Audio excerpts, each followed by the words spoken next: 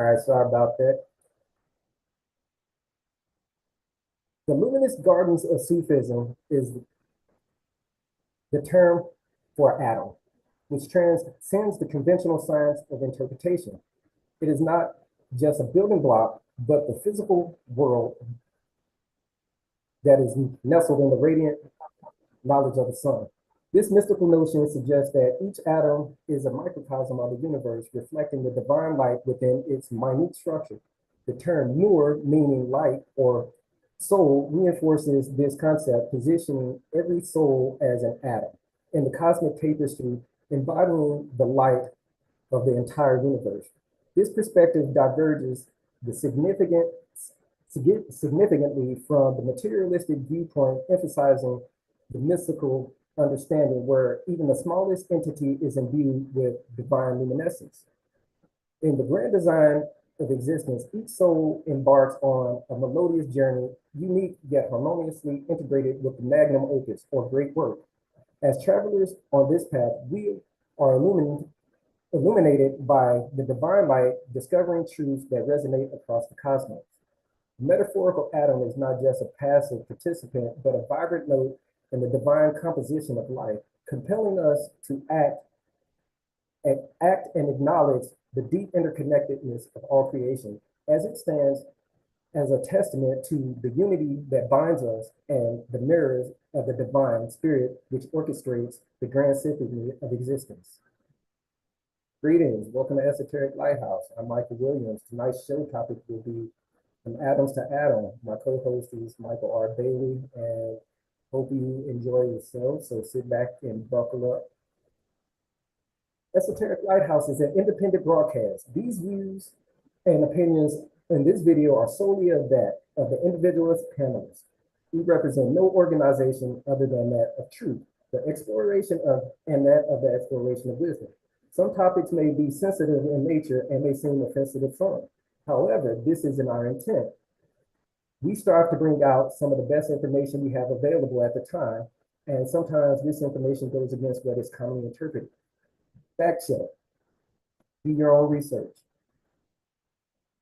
All right, here's my agenda. Tonight I'll be talking about the fundamental essence of the atom. We have a philosophical atom and the physical atom.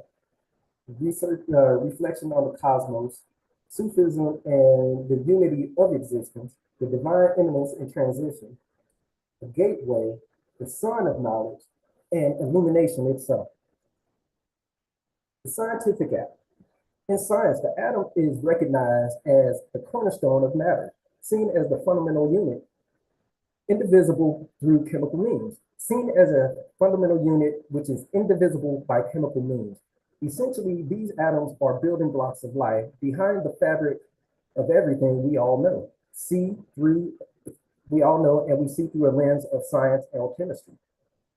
The atom is comprised of three main components: the proton, which gives off a positive charge, a neutron, which gives off no charge, and an electron, which is negatively charged.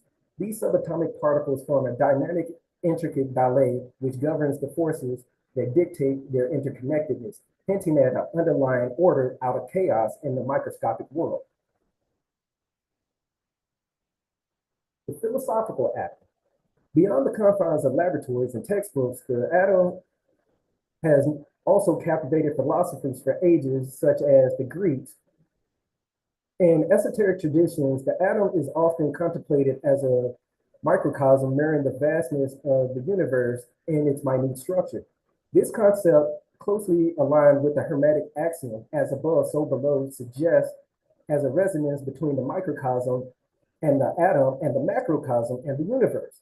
Here, the atom embodies the interconnectedness of all fabric of existence, reflecting the cosmic dance of the diminutive on a diminutive scale. Within the spiritual context, the atom serves as a confluence where matter and spirit merge. It embodies the perpetual interplay between form, which is represented by a physical structure, protons, neutrons, and electrons, and the energies that force their interactions, or these components. In this view, the atom is a symbol of an ongoing creation and dissolution, a testament to an undividable essence of divine unity despite its infinitesimal scale. So what is as above, so below? Well, it digs into the sophisticated connections between the microcosm and the macrocosm. The atom and its electrons whirl around the nucleus, mirroring the planets in their celestial orbits around the stars. This is strikingly similar to the recurring pattern that is found throughout the universe. This vast celestial expanse is minute in its subatomic realm. Now, just think about the orbits and the pathways. It's not just about them. You got other things at play, other forces at play, such as gravity, electromagnetism, and other nuclear forces that bind the atomic nuclei. These also govern these cosmic and atomic interactions. And when you delve into quantum mechanics, we encounter the interconnectedness of the universe by embodying quantum entanglement. This phenomenon shows us how particles are linked, and no matter how far away they are in actual distance, separation is more illusion than reality. One particle can influence another in a holographic universe principle, suggesting that we perceive within a physical eye as a reality might just be a holographic blur within the grand structure of an atom. It all points to a universe where everything is intricately interconnected, woven into the fabric of a single atom. If y'all remember the first Men in Black movie, I'll just say Orion's belt.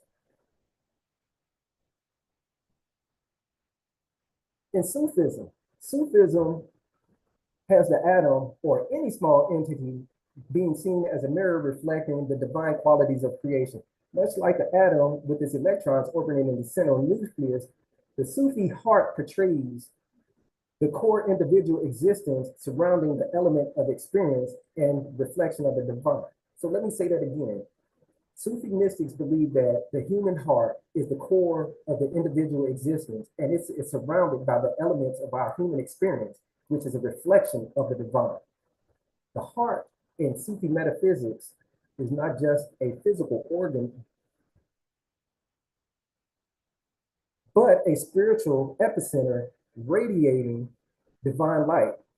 The purity and openness of the heart enhances its ability to reflect divinity clearly. Sufi philosophy has a notion of separation from the creator as being illusory. All existence is linked to the creator through the divine light referred to as Nur, representing the connection to the physical realm. Every atom is imbued with divine light, which mirrors the attributes of the divine. This is unity and continuity and power of creation and transformation. This reflection emphasizes a non-duality of existence where the divine is seamlessly integrated into the fabric of reality and existence itself. The divine immanence and transcendence. Most mystical traditions across the world emphasize on the importance of a direct connection or a personal experience with the divine creator so you can get a true understanding of your path. The atom really is a metaphor and it reveals this light or an essence or and gives you an essence of this light, which is really isn't confined to a place or a location in the cosmos. It is the entire cosmos.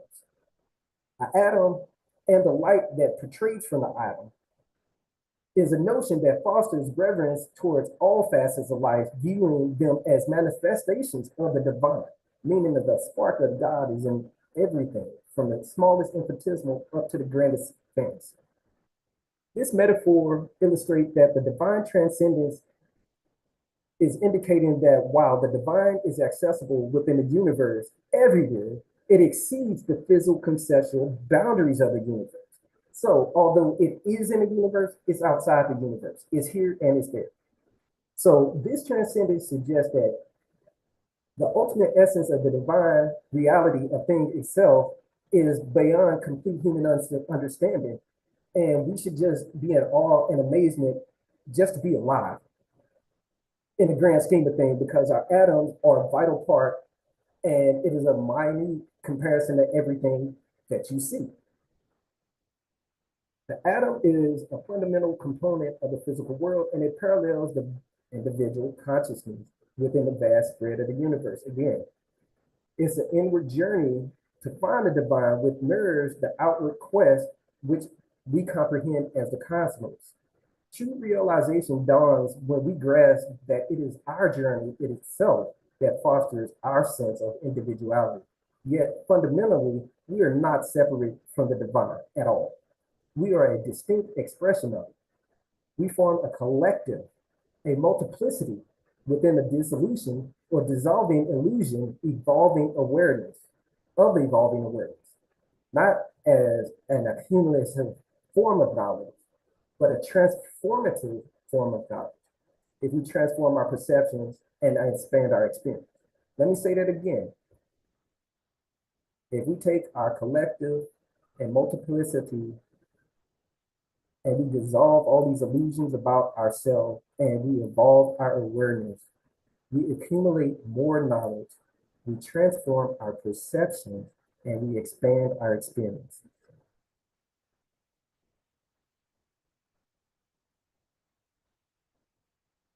The gateway. In non-dual awareness of consciousness, you come to understand that you are intrinsically connected to everything around you. There is no real division between you and the world. This perspective transcends traditional dualities such as up and down, good or bad, revealing them as not as opposites, but as integral elements of a single experience. So good and evil, right or wrong, is no different than left or right. It's just a single experience. You're on one side of the spectrum or you're on the other side of the spectrum. The atom, in this view, becomes a key and it unlocks a profound insight which allows us to perceive and wonder why the smallest details, again, discover, we can we can discover magic in everything we see. This is what I want to say. Embracing unity and diversity is a fundamental aspect of enlightenment, illuminating the interconnected wovenness of the cosmos. By recognizing the divine in every minute scale, like the atom, in every moment, like time, minute, second, in every element, we transfer existence and it forms into a divine gateway. It's a shift from me to we, and it transfers from a profound meaning of realization. You're not an isolated part, but you're a member of a grand scheme of things. You're interconnected and you're woven in everything. So what am I saying? Say, although we're diverse, we're individuals, we have our own way, we're still part of something, and we're all connected to this something. So at the end, there is not really a separation, it's connected.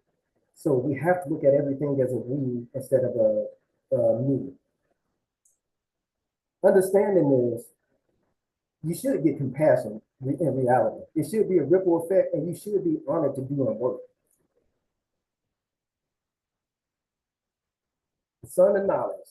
The sun's light is a symbol of wisdom, casting illumination on the hidden truths of existence, not just as a physical sun, but the light that nurtures the world. The sun of knowledge shines upon our minds, unveiling a deeper reality of the universe, including an intricate nature of the atom.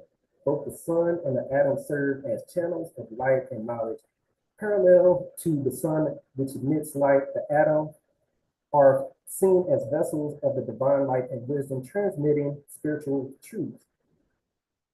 Through this understanding, the atoms, we can grasp the divine connection and communication process where the material world acts as a conduit for spiritual revelation.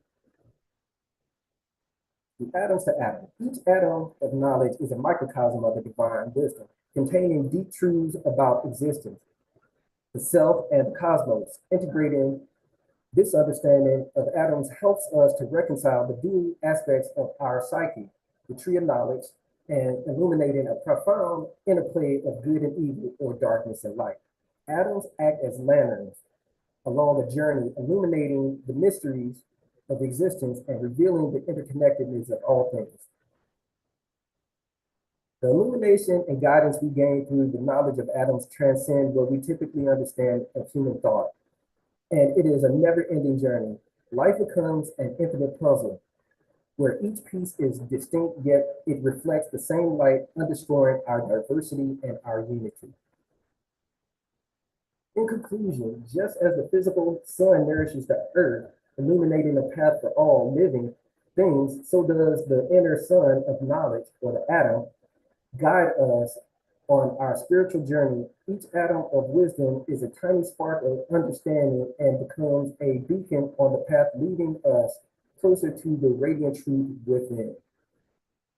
This concludes my presentation, and I will turn it over to my compadre so he can share. And give me a second so I can add you to share screen again. Once we had our technical difficulty, we lost connection. So bear with me, everyone.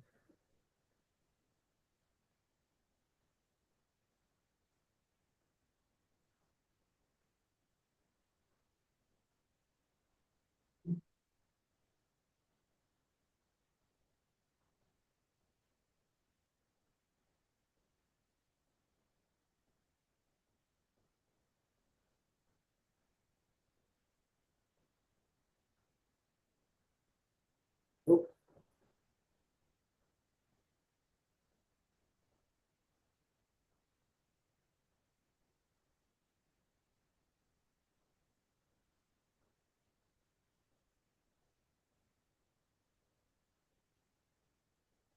So, good evening, everybody. So, as you see, Mike just went into the atoms and the different interpretations of the atoms and made that connection on um, how atoms and how we've gone from atoms to atoms. So, what I'm gonna do is I'm going to those I would take those same concepts that he said, and I'm gonna add on to it and bring us home, and then we'll ask, and then we'll go into questions for the audience that is viewing at the current time. So again, Michael Bailey. So I wanted to welcome you to a journey that traverses the boundaries of science and spirituality, exploring the creation narrative through the lens of esoteric wisdom, philosophy, and occult traditions. As we embark on this journey together, we'll traverse the realms of science, spirituality, and mysticism to uncover the needle point of creation, or the point in the middle of the circle. And we'll dive into the origins of everything and see how ancient wisdom and modern insights converge.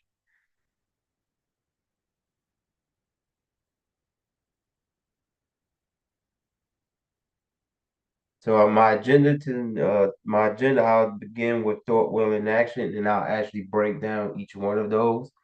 We'll talk about in a beginning, and then how we converge, and then I will conclude, and we'll leave a space for the audience to be able to ask questions inside of the chat. So thought, will, and action. So if you consider the thought as the genesis of reality. It's considered the initial spark of which everything else emerges. It represents the purest form of potential, where everything exists as an idea before it becomes a reality. Think of it as a think of it as a programmer when they first conceive of the application before, and then the will is before they actually start to write the code. And in Christianity, I use this. In Christianity, you might hear, uh, or you think about John 1:1, the concept of the logos being representing divine thought. Logos not just being a word or a thought, but also the divine active part of the creation itself.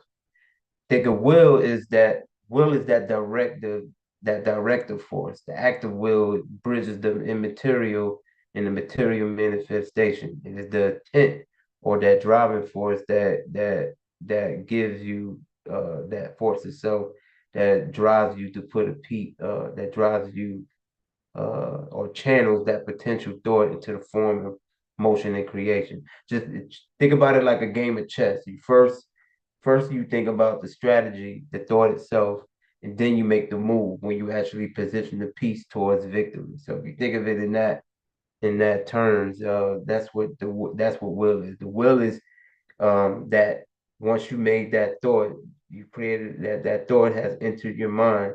The will is the actual motion to move that piece on the board. And in Kabbalistic terms, you'll hear the term Sitsim, especially in Lurianic Kabbalah, where the contraction of God's infinite light creates the space for the creation of the universe. And then action is the manifestation itself. It's where the potential is conceived and thought and directed by will or actualized. It is where the ideas are transformed into reality. In physics, this could be likened to energy that brings particles into existence, bonding them to the according of laws of nature. So thought is not merely just a mental activity, but it's a force. Like the word or logos in various religious texts, for example, as we went into the word, in the beginning was the word. This is where that Bible verse again that I mentioned, in the beginning was the word, and the word was with God, and the word was God. This word signifies a divine principle, a vibration, a AUM of creation, where thought and the verbal expression, divine speech, are intertwined with the act of creation itself. The idea that divine thought does not simply mold reality is the very act of bringing it into existence. So thinking about it from that angle, just the thought itself is what brings something to existence because the invisible governs the visible. Um, thought as a now, if you think of that emanation of divine, think of thought as this comes from the God or this comes from the source, whatever your faith base is, or whoever you call your creator.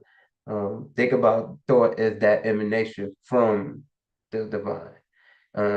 Using again, I would like to use the Kabbalistic teachings. Thought is seen as a emanation from the divine, flowing down through various planes of existence to manifest as a material reality. This journey is from the ineffable Ein Sof to the physical world, happens in detailed stages,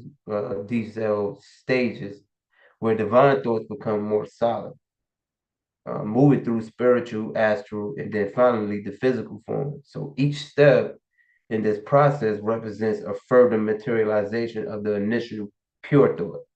So thinking about from the top of your head being created, or even as a baby, the first thing you begin is the heart, and then it spreads out. So think of it as the body being formed. All right. So first it was initial, it was a thought, and then everything else begins to um become materialized the further in the steps that the process begins.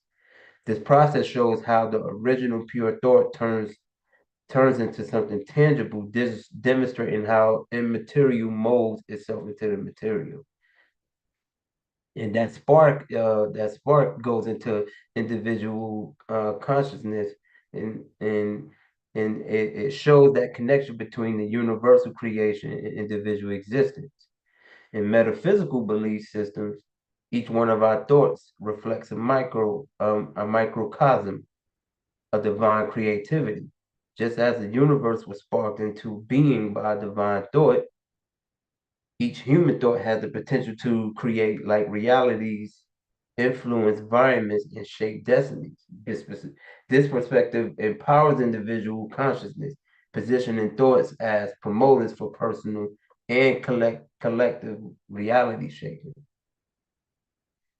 And as Mike, you mentioned in his presentation, we talk about the non-dualistic philosophies of it. And the one that I like to highlight is the Advaita or the Advaita Vedanta thought is often as the initial distinction from the one or the identical totality of existence. Here, in this body of thought, in this philosophy, thought is both the first step, illusion, the Maya, and the tool from which realization of the true nature of reality, Brahman, can be achieved. So the term, even the term itself, Aveda, Aveda literally means not to, signifying its central tenet at centralizing, signifying its central tenet as non-dualism. So there's no such fundamental distinction between the individual soul and the ultimate reality, the Brahman, meaning the soul and God Himself, or there's no distinction between, there's no what's the name, is one. It embodied the paradox of both a creator of duality and a vehicle for transcending it. Concerning the profound impact of thought as a divine spark that initiates creation, we must explore the next phase. So now I'm going to go into the next phase of the metaphysical narrative, and we're going to talk about will, which is that direction force that harnesses this spark, guiding it and shaping it into like the structured fabric of the universe. So the concept of will in spiritual narratives often manifests as a divine force or determination behind the creation and governance of the universe. This notion is not only pivotal in religious texts, but it's also interestingly parallel. It parallels to quantum mechanics, which is something I'm pretty passionate about. Um, again, parallels into ideas of quantum mechanics about intentionality and the role of the observer. So I'm gonna delve a little bit. I'm gonna go a little bit deeper into the concepts and explore the relationship between the metaphysical will and scientific principles. So will in the spiritual narrative, um, in many spiritual traditions, the will of deity is the primary force driving the creation of the universe. For instance, like Judeo-Christian beliefs, the Genesis accounts describe God as speaking the world into existence. Hence, let there be light, and there was light. This expression not merely vocal, but a direct manifestation of divine will. God's intentions brings the physical world into being.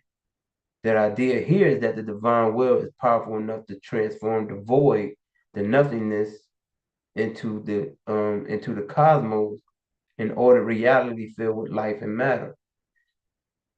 Similarly, in Hindu mythology, the concept of Brahman, the ultimate reality, embodied the idea that the universe was created through Brahman's will and thought. In these stories, the universe is often seen as an emanation of the deity's consciousness, a thought made material. But here, will is not just intention, but also an ongoing process of creation, preservation, and destruction, continuously shaping the material and spiritual worlds. And here's how this thought parallels with quantum mechanics. So in quantum mechanics, explores the idea that might remind us of spiritual context, but uses more of a scientific explanation. So here's where quantum mechanics and some of the things that we've been seeing, especially if you've been watching other YouTube videos about quantum entanglements and all these other um, quantum physics ideas and concepts. One of the great examples of the observer effect or that will effect is seen clearly in one of the well-known documented experiments called the double slit experiment. The double slit experiment. Here, just watching how particles like electrons behave can change their actions. The experiment shows that simply deciding to check a particle's position or speed can change the experiment's results. Some people think this is how will can affect real things in our physical world.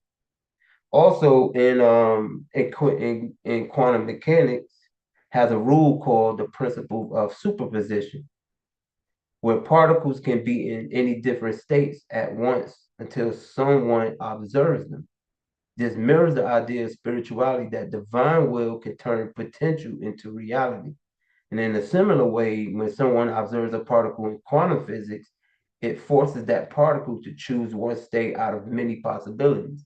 You might have that kind of goes into for us that might have watched like Doctor Strange and some of the things might start to uh you start to correlate that with what he was talking about in that movie. Take a look at that movie and this kind of bring that into fruition for you when it comes to your thoughts about quantum mechanics and the double slit experiment.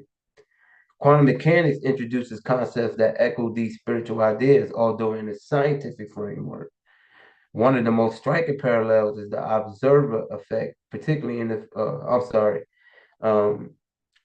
um, repeating myself. Moreover, the principle of superposition in quantum mechanics, where particles exist in all possible states until observed, also resonates with the concept of potentiality, and spirituality. Just as the divine will thought, just as divine will is thought to shape potential into reality, the observer in quantum physics collapses that superposition into a single state, actualizing one possibility out of many potentials. And then we get into um, spirituality and science. Exploring the connections helps to understand how will is a key element in both spiritual and physical worlds. In the religious stories, will is often seen as divine force that shapes the universe and keeps it in order. Um, in quantum mechanics, although it's not about anything divine, right? But the act of observer can actually affect how physical realities behave. This suggests that the very foundation of reality might be influenced by both our conscious and subconscious choices. And I want you to remember that. So reality can be influenced by both our conscious and subconscious choices. And so when you get into the subconscious, it gets a little bit more deeper, right? And that's why again, sometimes you gotta dive a little deeper to get the little truth, because truth is just never just given freely. You gotta dig for it. This idea leads us to think more deeply about the nature of reality and our place in it. And it challenges the idea that the universe just exists without any interaction, and instead proposes that the universe is dynamic and responsive to will, whether that's through divine intention and religious beliefs or through scientific observation and quantum mechanics. Understanding how these ideas link together can deepen our appreciation of both spiritual and scientific views, showing us how intention and will are woven into the fabric of existence. Exploring these parallels allows us to conceptualize, right? And just putting these into putting these into a way for you to understand that some people might think that um like science and spirituality don't really go together. But if you understand, especially if you get into quantum mechanics, um you can start to piece together how these two can actually complement each other and come up with your own truth. Again, um, do your own research. Having explored how will directs and refines thought, now I'm gonna bring you into how the now I'm gonna bring your attention to action, the dynamic force that materializes these intentions, transforming abstract concepts into concrete reality. So action is regarded as the crowning force that brings the intentions and designs shaped by thought and will into the realm of physical existence. It is the tangible expression of the divine spark, a dynamic and vitalizing energy that translate ethereal blueprints into material form. Action is not merely a physical movement, but a metaphysical principle that governs the change from possibility to reality, embodying the active aspect of creation itself. Now, action as a manifestation is the mechanism through which the immaterial becomes material. It is the bridge. It is the bridge seen. It is the bridge between the unseen potential and the seen actualization.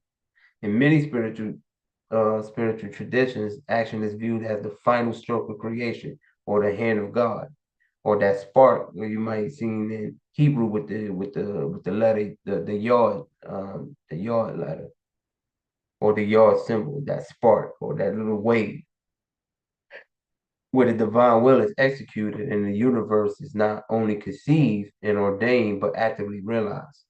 And this concept echoes through the mythos of various cultures. For instance, in Islam, Allah's action of creation is instantaneous and effective through his command expressed as kun or be. According to the Quran, when Allah decrees a matter, he only says it to be and it is. And that is Quran 2 117. This encapsulates the idea that the divine command is the action itself, bridging the gap between the potential, the command to create, and the actualization, the creation itself. This in Islam, the universe is brought into existence not only through a process of development or labor, but through the act of divine will. And now when you think about energy, think of energy as like an energetic impulse. Especially when we talk about in esoteric terms, the um, um, action is considered the energetic impulse that actualizes the will and thoughts of the divine mind. And that cosmic spark that ignites the fuel prepared by divine thought and will, bringing forth the explosion of creation that populates the void with galaxies, stars, and planets. That might sound like the Big Bang Theory, right? That singular action in a sudden and a vast expansion marks the beginning of the known universe. So you'll hear that again. Many of us have heard that, especially in school, of the Big Bang Theory, where that there was a mass explosion um, that caused an expansion, and that began the creation of reality itself.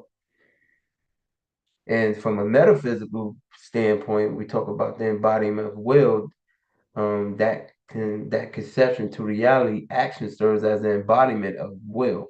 It is through actions that the intentions of that divine will were made manifest. Just as an artist must not only envision painting, but must apply the brush to the canvas, just like God does.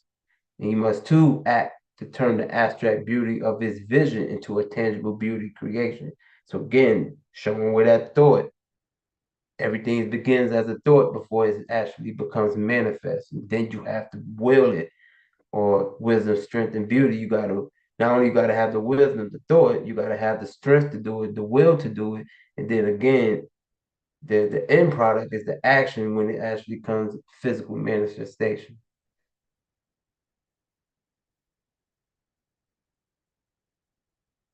So, and now we get to that stage where that we get to the stage in the beginning, in a beginning where that physical form, um, we get to there's where that stage in creation where ideas become physical form. It's pivotal to understanding the dynamic process that leads us to the tangible, that leads us from the intangible to the tangible, going from thought to action. As we explore action, consider how our actions mirrors this same cosmic process. Think about your everyday life and think about it's the thought that comes there first, then you have to move towards that thought, and then it becomes so.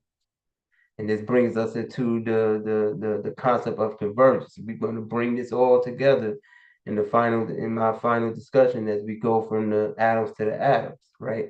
And this is where we bring all of this together. So when you hear that word in the beginning, this is what I want you to think of: the thought, the will, the action. Even in your own creation, as you think about your moms and your father, it took to come together. And then of course we know the act of the will that actually created us as beings.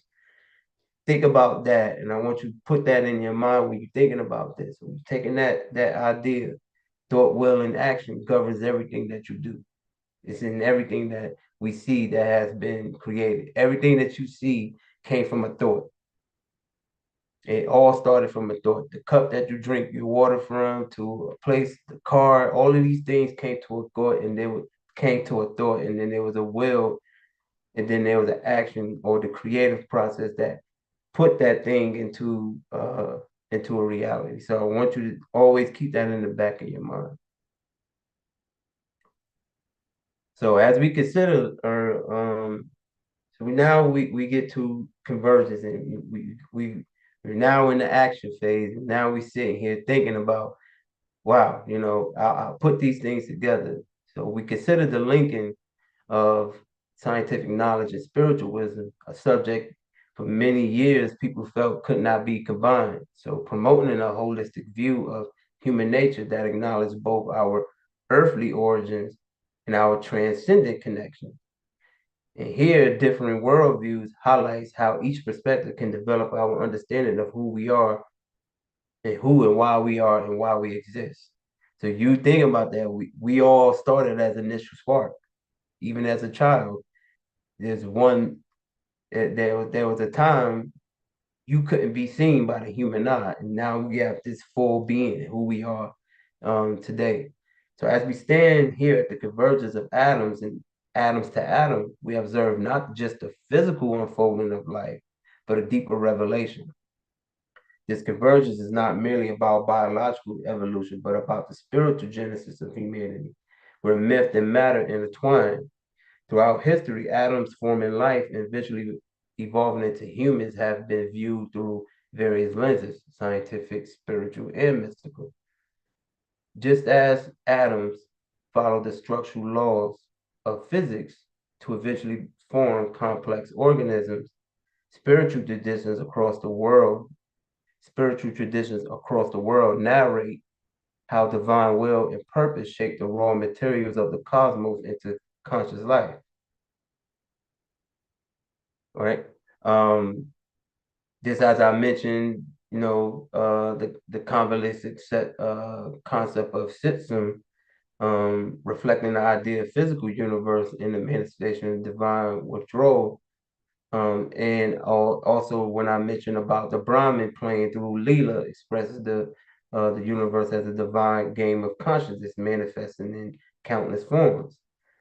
This understanding causes us to view ourselves as both products of cosmic evolution and bearers of divine spark.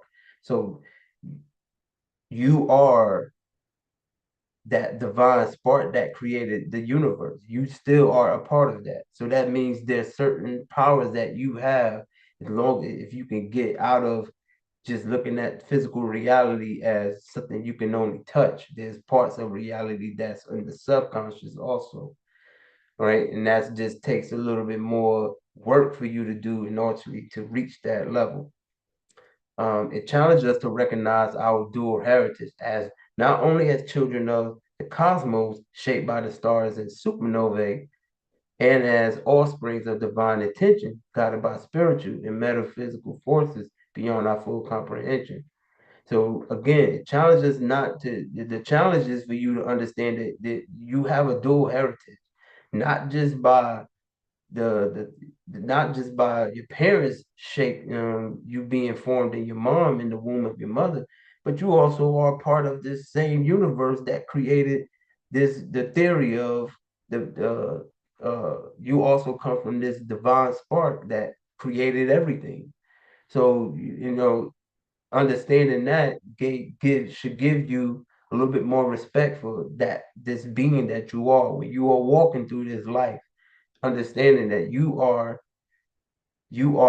here by divine will. If that ain't powerful, man, I don't know what is. But as I go on, dual perspective, this dual perspective, and what I mean by dual perspective, like your dual heritage, not only develops our understanding of human origin, but it also elevates our sense of purpose in the universe. It encourages us to live with an awareness of our place in this grand cosmic narrative where science and spirituality are not opposing forces, but but complementary views that enrich our quest for meaning. So by understanding ourselves as cosmic beings is not just an entity separate from the universe, and we need to understand that the creator is not outside of us, but inside, right?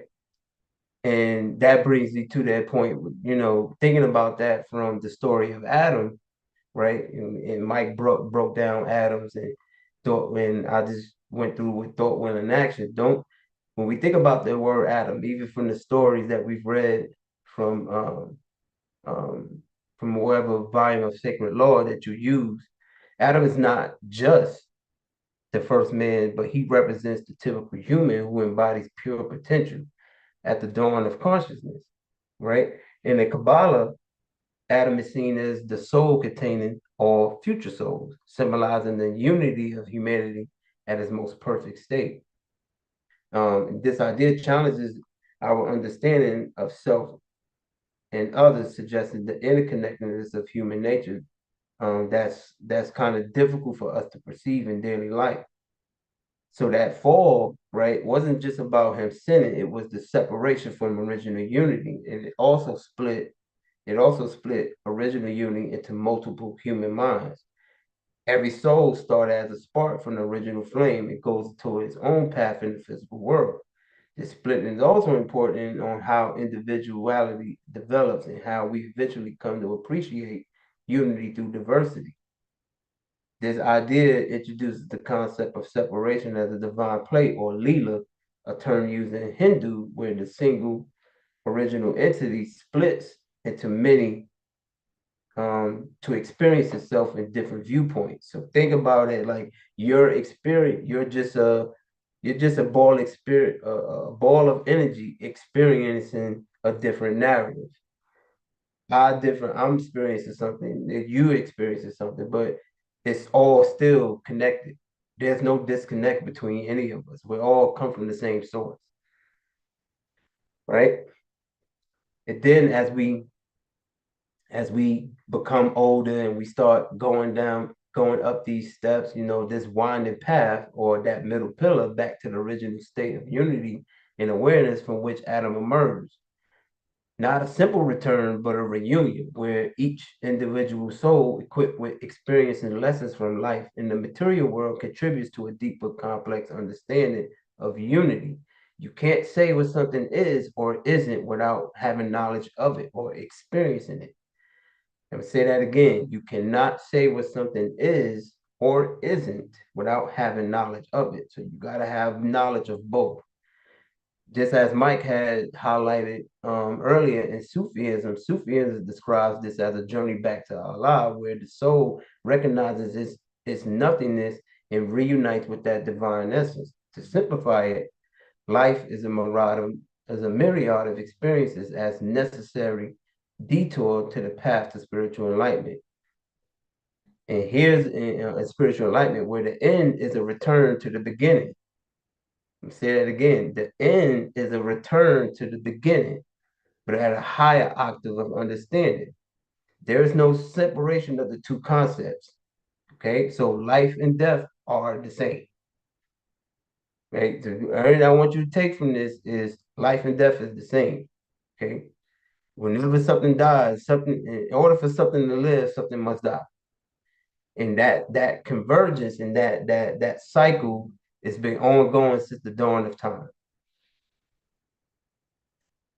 So in conclusion, our exploration of the atoms to atoms, we uncovered a profound tapestry interwoven with the elements of thought, will, and action. These forces not only mold our fabric of our universe, but also encapsulate the very essence of creation narratives across spiritual and scientific realms. As we delved into the depths of this cosmic journey, we see that thought initiates the spark of potential, will guides the potential towards the manifestation, and action actualizes it into a complex world we navigate and we currently live in. And I hope that this this presentation, this lecture that we gave you gives you helps to break some of the misconceptions that we have about reality, especially when you get into the quantum mechanics, and definitely look into quantum entanglement, because it definitely will challenge some preconceived notions, but it'll also bring together some questions that you might have, that certain times that our faith based, or certain times that even our own senses will tell us it's not so. So I would definitely tell you, dive a little deeper. And with that, I'm gonna close this out, and I'm gonna leave space for the audience to ask any questions they may have. And that ends my presentation. Whoa. That's all I'm gonna say is whoa. That was some intense stuff. We hope that you enjoyed what Mike 1 and Mike 2 put down. So from atoms to atom, this is a concept, it's been around for a long time. A lot of people don't really know that it was a song talking about this in the 90s. And people brought this up. This isn't new knowledge. Me and Mike not talking anything new. We learned this growing up as a kid. So we're bringing to you what we grew up in the 90s. It's 2024, and we bringing some of that old school funk back, especially when it comes to things like this. Atoms to Atom is an embodiment and encapsulation of understanding your place inside of the bigger scheme of things. We're so busy with our mundane 9 to 5 that we forget about the people who are right next door to us, the people who are right across the street from us. We're connected to them too. Half of us don't even know our neighbors. We don't know the kids down the street from us. We don't know their parents, whoever. But what about them? We are the same. They're going through the same struggles that you're going through. If you're having problems at home, they're having problems at home. If you're black, you're white, you're poor, you're rich, you're that, everybody got the same thing. It's a grand scale or a small scale, as above or so below. We, me, 3E, we all the same. That's what this concept is saying. The universe has been telling us throughout the language of everything that there is no difference or no division between left and right. The left and right always meet in the center and balance in equilibrium. However, it's our thought and our consciousness, our psyche, when we're trapped in the third dimensional plane, which is here, in the microcosm, in the atom, physicality. The physicality is where we get trapped and we forget that interconnectedness with everything else that is around us. When we expound past that interconnectedness, past the self, and realize that I'm connected to that person next door to me, I'm connected to that person in the car driving down the street from me, I'm connected, when you realize that you're all connected and that everybody has a torus, a cyclical force, a vortex, a heart, the same as the universe pumps through, the same as black holes pump through. When you realize that all of that is connected and we got that same centrifugal force pumped through your body and you're connected to it and everything in existence, even the dogs, cats, rats, bats, chats, whatever you want to name, has it. When you put that into perspective, everything is happening all at once. Everybody out in space looking for a multiverse. We are the multiverse. Wake up. We are the collective. We are the consciousness. We are the Akashic Library. Y'all looking for books and spirituality somewhere else. We are the book. We are the spirituality. It's time for us as humans to come together as one. We need to stop all the bull crap and just realize who you are. Atoms to Atom is telling you that you are the universe and God is inside of all of us. And I hope you enjoy that. And I'll get off my soapbox. Yeah, because I can take that so many ways. Where I wanted everybody, the same thing that Mike said. I'm gonna add this a couple of other points to what he said. This remember that we all came from a thought. Just imagine there was a time where you would have had to be viewed through a microscopic lens. That's how small you were. And then little by little, you begin to grow. The first thing that was created was the heart. That's the first organ. And then it branched. That same energy, that same thing, that same thought and will, right? Because it took two parents, it took two energies to bring you into existence. And the act of itself, we all know what that act is. But That's those pretty things good to put a were word at, though. I ain't gonna go no little further, but yeah, that's but another show. it's time that we understand, like, in order to get to where we can come together, you gotta be tolerable. But after toleration, it gotta be acceptance. And we all come from different views. If I'd have been born on the east side of the world, I might not have grown up in an area where these things happen. I might have grown like me, I'm short. So maybe in my family lineage, it was no need for me to be tall and I had to go get things from trees. I might have been in an area where fruit was just easy for me to get and food was easy for me to get, but just standing down. So I didn't need to grow tall because there was no need for me to be tall. So if you understand that, me and Mike come from totally different world, but we're able to sit down and understand that, oh, wait a minute, that no matter what shape or form, it's still energy, Right. right? But you got to get to a point where the ignorance, right? When the mind is when the mind is blind, the eyes are useless. So again, taking that ignorance and knowing what misconceptions you have from things that might have been given to your parents, that stuff worked during their time. That's not going to work for now, right? The world is changing.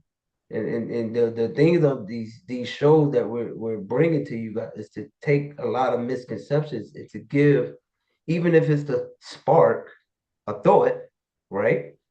Right? Because then you gotta will it, you gotta have the will to go and do it, and then you gotta action it. Just think about all three of those things. You gotta have the wisdom, you gotta have the strength to do it, and then to bring the beauty so it'll adorn, right? Or so that it'll attract others to do the same thing. We all like the good news, but you gotta go through hell before you can get to heaven. You gotta as above, so below.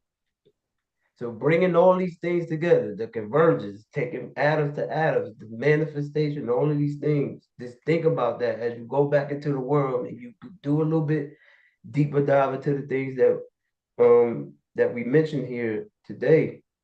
Take a look at those things. What does thought, will, and action look to other philosophies? What does the creation story look like in other philosophies? Don't be so linear minded that you can't go past it. That you only can say it's only me. No, God looks different to people from the 6 billion people in this world. You think we all going to look the same? Yeah. Yours is not going to look better than mine. It's how we both can. I can sit down with anybody, no matter what faith base, and we can see similarities in all our bodies of work. There is no difference. Now that I'm gonna get off my soapbox. You're right, bro. I am dead on with you. We had a conversation, just me and you and a couple other brothers last week, where what we say there's 6 billion people on this planet. That means there's, or more than 6 billion, however many people. We just don't have a number, but that means there's all different types of gods.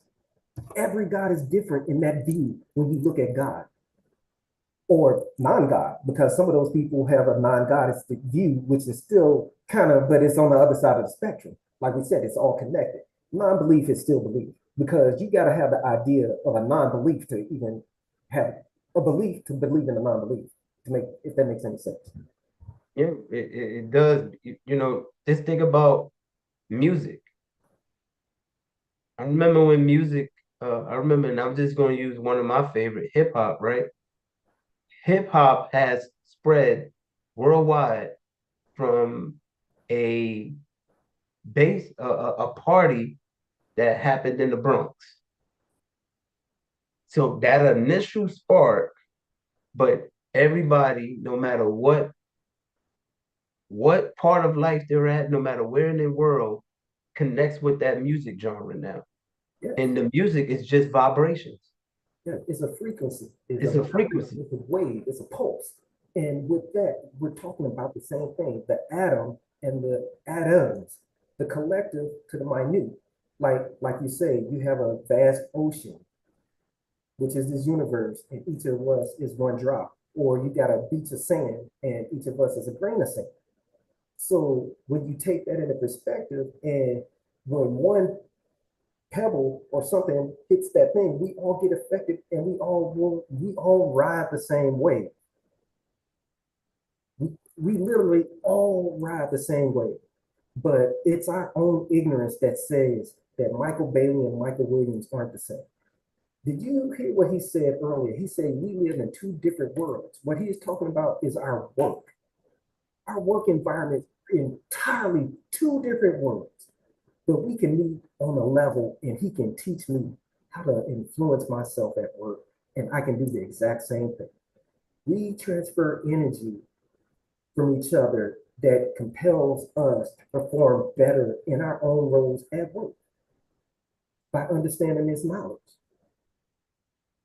And it's just not me and him. We got other brothers along with us. There, when you see ELH, you just see two, three faces here and there. You see 20 faces. It's ELH is not a person. It's an understanding. We're just throughputs. What you're getting right now isn't just me and Mike. You're getting conversations from brothers that we talk to all the time. We live in a whole different world because we built a community of brothers who are looking for this stuff. It's a world out there for y'all. Y'all need to find y'all people, find y'all safe spaces where y'all need to be. Because the reality is, everybody needs their team. Let me say it again, everybody needs a team. Find your team, build your team. You ain't gotta be like the people on TV. You ain't gotta be like the dude down the street. You ain't gotta be like everybody else. We're happy being who we are. So be happy being you. We're gonna go to a couple questions. I saw something. In the what did he say? He said Olam HaTohu. Yes, that's Hebrew for the chaos. Tohu and Bohu. Yeah, order out of chaos. Essentially, yep. All these concepts are the same. Order out of chaos. The world is in chaos. Then you said Olam Tikkun, and that's the rectification or repair. Yeah, so you build and repair. That is all we're doing. Life is nothing but a constant building and repairing. We're coming in, getting out, building, repairing. Coming in, getting out, building, repairing. Do we know if we reincarnate? No. Do we know if we go to heaven or hell? No. Nobody knows. All we know is that, like one of the beautiful brothers, who is also ELH, who ain't been on the show in a minute, said, Charles Watson says, I've only lived about 50 plus years of life. And everything else has been around 2.3 billion years. So I got more experience in being dead than living. So why am I tripping about this little small stuff that's going on right now? We all need to have that same mind frame as Brother Charles Watson. Stop tripping off of the little stuff because it's still a lot more going on and you ain't even seen what was behind you before. So that's Tikkun, Olam, and Chaos and Repair in a nutshell. Don't worry about what happened before. Don't worry about what's going on now. You are here. Then, what was the other one? Somebody said, in the beginning was the word. Yep.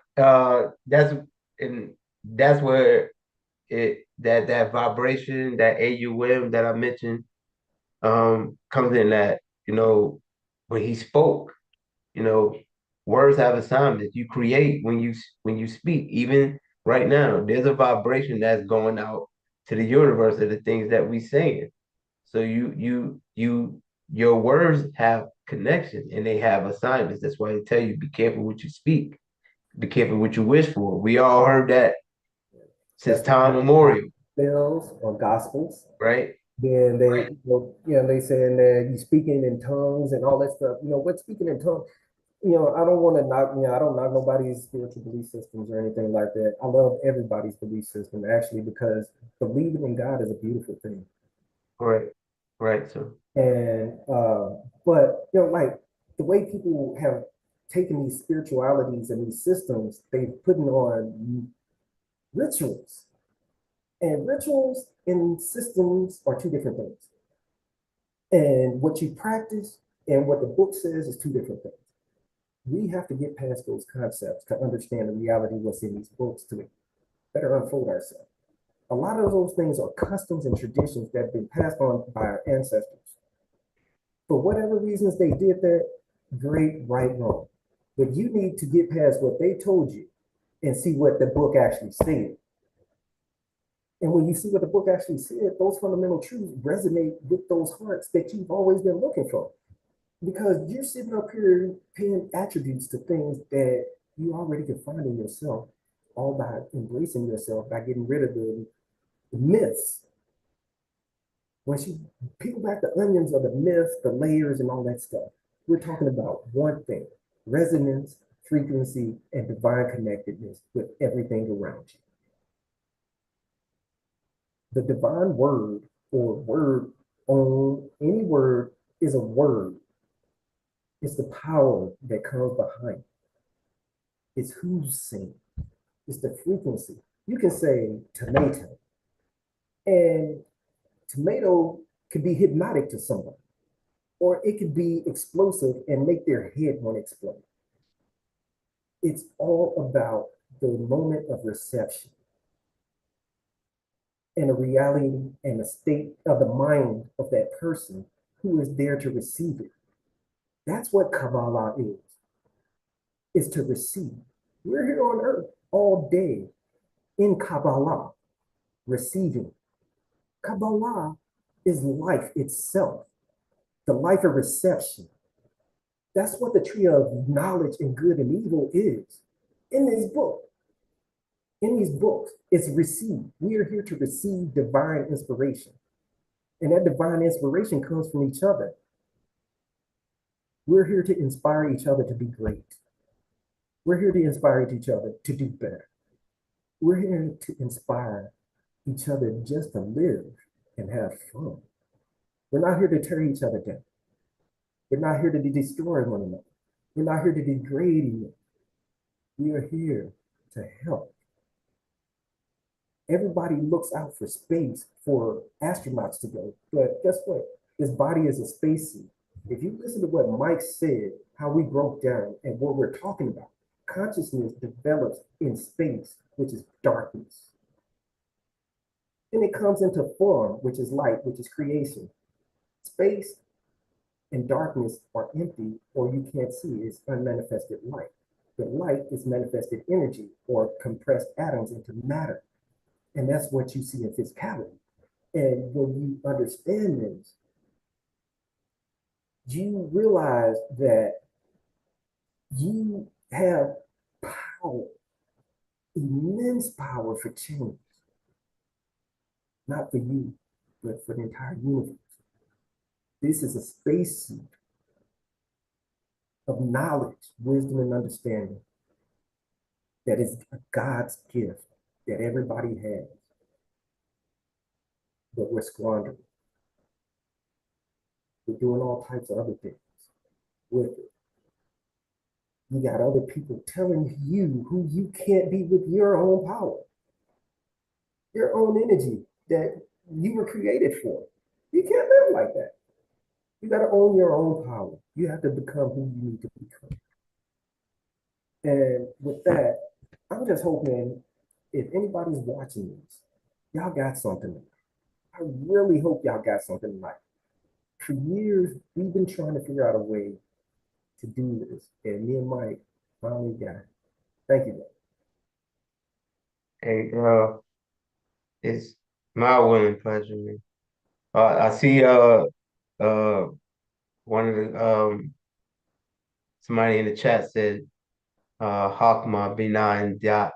Yeah, Knowledge, wisdom, and understanding. positive. Yeah, So Ma take those thoughts, and for those that know, and in our audience and viewers on here, for those that know, thought, will, and action alludes to something else. Um, take those things, and it might thought, will, and action might speak differently to some that's a person that was born on the east side of the world, or it might mean something different to a brother that or a sister, because I don't want to take away from any of our viewers, but your perspective, that it let this stuff fit your temple. It may not fit everybody's temple, but at least it gives you a perspective so you can see something from a different angle other than what you believe.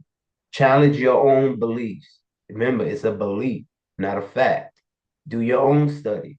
That's why he gave you that disclaimer, right? Even us, we challenge each other. If I believe I know something, I'm gonna find something that debunk it. Remember, I said you can't know, you don't know what something, you can't say what something is or isn't without having knowledge of it. To ex- be of something means to be both. So you gotta get to that third where it combines both. Then you have knowledge of it because you have from both sides. exactly. We said you can't get one side of the story. Let's get the other side. And now let's bring these two together to form our truth. That's the beauty. Yeah, just like you say, you debunk it. You get, I mean, like it's two sides of the coin, whatever. And I did a lecture before for the brothers somewhere in Michigan, and I played a video, The Mystic Stranger, or Samuel Clemens or Mark Twain. Um, and it lays out this story. If y'all get a chance, it's on YouTube. It's on all these other platforms, and it's the adventures of Mark Twain and the Huckleberry Finn and all that stuff. It's a claymation thing. I'm an old school kid, cartoon guy. You'll love that. But what it's saying is that, just like Mike said, you have to bring both together. One without the other.